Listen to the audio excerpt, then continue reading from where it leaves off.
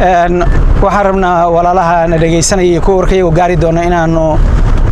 u sheegno galabta halkan inaanu isugu nimid isimadii Puntland odayaashoodii iyo guddi khaas oo ay markay magacaabeen oo Islaan Ciise hogaaminayo iyo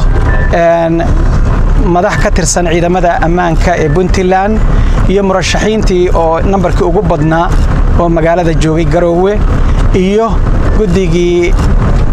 ansixinta iyo xalinta khilaafaadka ee la isku khilaafsanaa arintaas markii aanu isdhageysanay kulligaya war aanu aad iyo aad ugu wada kalsoonahay baa ka soo baxay oo ah isimadayada dadkii dhisay bacdallahi dawladda Puntland intay Puntland ahayd iyo ka horna gacanta ku hayay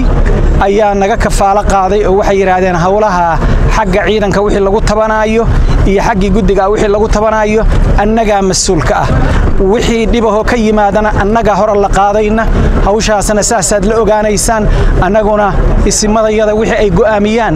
horay baan ugu sheegnay waanu ku qanacnay waanu uga ducaynay waanu kula shaqaynaynaa isimadayada warka wanaagsan marka arintaas